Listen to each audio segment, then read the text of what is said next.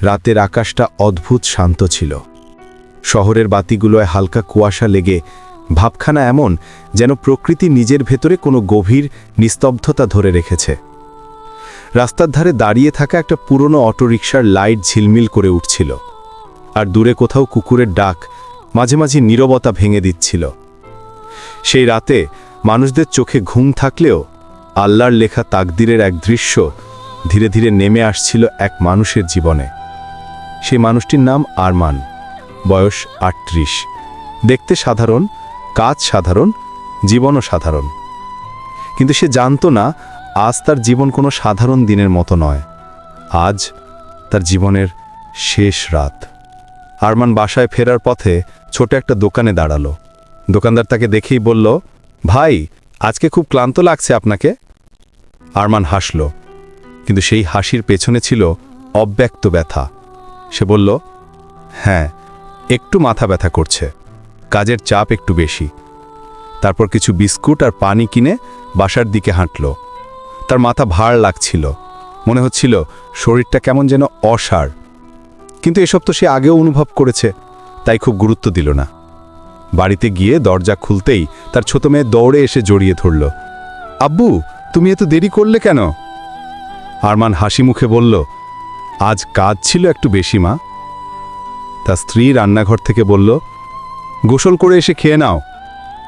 ঘরের ভেতর সব কিছুই স্বাভাবিক, কিন্তু আল্লাহর ফয়সালা কি যে কখন হয় কেউ বুঝতেও পারে না। আরমান সোফায় বসে মেয়ের মাথায় হাত বুলিয়ে দিল। তার মেয়ের চোখে যে ভালোবাসার ঝিলিক, তা দেখে তার মনটা নরম হয়ে গেল। সে হঠাৎ করে মনে মনে ভাবল, আমি যদি একদিন না থাকি, এই বাচ্চাটা কিভাবে থাকবে? কিন্তু সেই ভাবনাটা টলে গেল, কারণ সে জানত না সেই সময়টা যে এত কাছে এসে গেছে। গোসল সেরে উজু করতে করতে হঠাৎ তার মাথা ঘুরে গেল। সে সিঙ্ক ধরে দাঁড়িয়ে রইল কিছুক্ষণ। বুকের ভেতর হালকা ব্যথা, একটা শ্বাস নিতে কষ্ট। তবু সে ভাবল এটা সামান্য অসুস্থতা। উজু শেষ করে নামাজের জায়নামাজ বিছাতে গিয়েও তার হাত কাঁপল। সে লক্ষ্য করল তার আঙুলগুলো ঠান্ডা হয়ে যাচ্ছে। তবুও সে নামাজ দাঁড়ালো।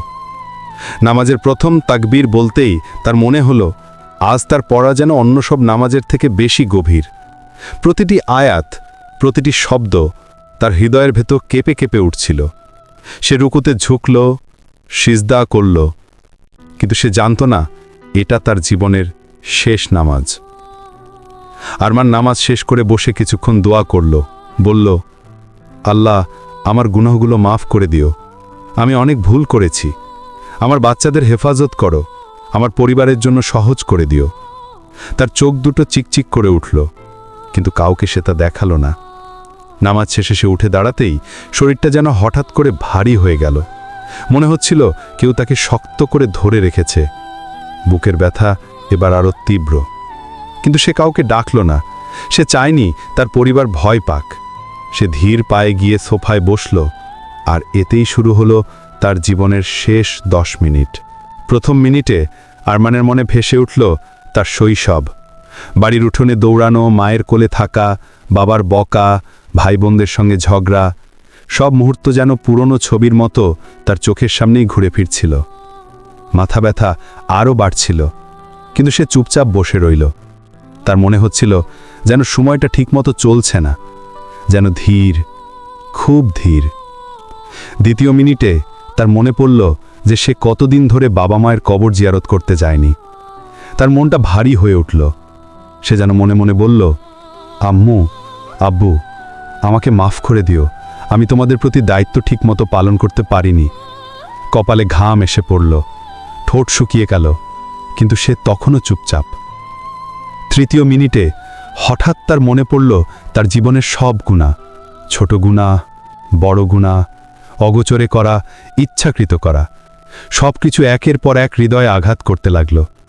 সে মনে মনে কাঁদতে লাগল, হে আল্লাহ, তুমি এত দয়ালু।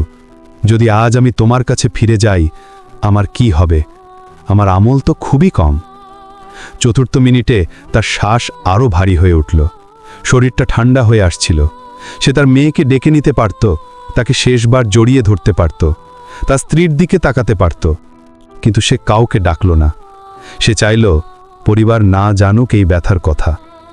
তার চোখ বন্ধ হতে শুরু করল।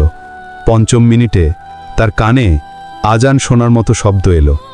যদিও তখন মসজিদ থেকে কোনো আজান হচ্ছিল না, কিন্তু তার কানে যেন বারবার বাজছিল, হাইয়া আলাস সালাহ, হাইয়া আলাল ফালাহ। তার হৃদয় কেঁপে উঠল, কারণ সে বুঝল এই ডাকটা দুনিয়ার নয়। ৬ষ্ঠ মিনিটে সে অনুভব করল ঘরের ভেতরের আলো যেন একটু বদলে গেছে। পরিবেশটা ভারী কিন্তু শান্ত। মনে হচ্ছিল কেউ আছে, কেউ তার দিকে তাকিয়ে আছে, কিন্তু ভয় নয়, অদ্ভুত এক প্রশান্তি তাকে ঘিরে ধরেছিল। ৭ম মিনিটে তার চোখের সামনে ভেসে উঠল তার জীবনের সেই মুহূর্তগুলো যেগুলোতে সে কাউকে কাঁদিয়েছে, কাউকে আঘাত করেছে, কারোর হক নষ্ট করেছে। সে মনে মনে বলল, ইস, যদি আর একটু সময় পেতাম, আমি সবার কাছে মাপ চাইতাম, আমি আরও ভালো হতে পারতাম। কিন্তু তাকদিরের চাকা তো মানুষের জন্য থেমে থাকে না। ৮ম মিনিটে তার হৃদস্পন্দন ধীরে ধীরে কমে আসছিল। সে দূরে কোথাও আলো দেখতে পেল। সে জানত না এটা কি, কিন্তু মনে হচ্ছিল কেউ তাকে ডাকছে। আলোর ভেতর শান্তি, প্রশান্তি, কোমলতা। মনে হচ্ছিল তার সমস্ত ব্যথা মিলিয়ে যাচ্ছে। ৯ম মিনিটে তার শ্বাস দ্রুত ওঠানামা করতে লাগল। তার স্ত্রীর ঘণ্টস্বর দূরে কোথাও শোনা গেল, আরমান, তুমি ঠিক আছো? কিন্তু সে উত্তর দিতে পারল না। তার ঠোঁট নড়ল, কিন্তু শব্দ বের হলো না। তার চোখে পানি চলে আসলো। সে মনে মনে শেষবার বলল, আল্লাহ, আমার পরিবারকে তোমার হেফাজতে রেখো। এবং শেষ মিনিটে, ১০ম মিনিটে সে অনুভব করল তার শরীর পুরোপুরি হালকা হয়ে গেছে। বুকের ব্যথা নেই, মাথার ভার নেই, শুধু অদ্ভুত এক শান্তি। এমন শান্তি সে জীবনে কখনো পায়নি। সে বুঝতে পারল তার আত্মা ধীরে ধীরে শরীর থেকে বের হয়ে যাচ্ছে, যেন কেউ অত্যন্ত কোমলভাবে তাকে ডেকে নিচ্ছে। এই সময়েই মালাকুল মউত তার কাছে উপস্থিত হলেন, কিন্তু কোনো ভয়ানক রূপ নিয়ে নয়, বরং তার কাছে রূপটা ছিল অদ্ভুত শান্তির। মালাকুল মউত তার সামনে দাঁড়িয়ে বললেন না কোনো কথা, শুধু তার দিকে তাকালেন। আরমানের চোখে অশ্রু জমে গেল। সে মনে মনে শেষবার বলল, লা ইলাহা ইল্লাল্লাহ।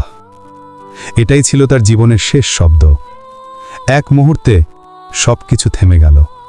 তার শ্বাস থেমে গেল, তার হৃদয় থেমে গেল, তার দুনিয়া থেমে গেল। কিন্তু তার নতুন জীবন শুরু হলো আলমে বারজাখে। তার মেয়ে পাশের ঘর থেকে দৌড়ে এসে বলল, আব্বু, তুমি আমাকে গল্প শোনাবে? কিন্তু সে আর কোনো উত্তর পেল না। তার ছোট আঙুল ধরে রাখা সেই বড় হাতটি ঠান্ডা হয়ে গেছিল। তার স্ত্রী দৌড়ে এলো, তাকে ঝাঁকাতে লাগল। কান্না, চিৎকার সব মিলিয়ে ঘরটি শোকে ডুবে গেল। কিন্তু এই কান্না আরমান শুনতে পাচ্ছিল না। সে তখন এমন এক জগতে যেখানে দুনিয়ার শোক, দুঃখ, কষ্ট কিছুই তার উপর নেই। মানুষেরা বলল, আরমান তো সারাদিনই স্বাভাবিকই ছিল, সে হঠাৎ এমন করে চলে গেল কিভাবে? কেউ জানত না তাকদিরের সেই আগুন, শীতল ১০ মিনিটে কি ঘটেছিল। কেউ জানত না একজন মানুষ মৃত্যুর ঠিক আগে কত স্মৃতি, কত ভয়, কত আশা, কত আফসোস অনুভব করে। দাফন কাফন শেষ হলো, মাটি তার উপর পড়ে গেল, সবার কান্না থামল, জীবন আবার স্বাভাবিক চলতে লাগল। কিন্তু কবরের ভিতর এক নতুন অধ্যায় শুরু হলো, যে অধ্যায় দুনিয়ার মানুষ দেখতে পায় না। কিন্তু আল্লাহ বলেন, প্রতিটি জীবন একদিন মৃত্যুর স্বাদ গ্রহণ করবেই, আর মৃত্যু কখন আসবে তা কেউ জানে না। আজ আরমানের শেষ ১০ মিনিট ছিল।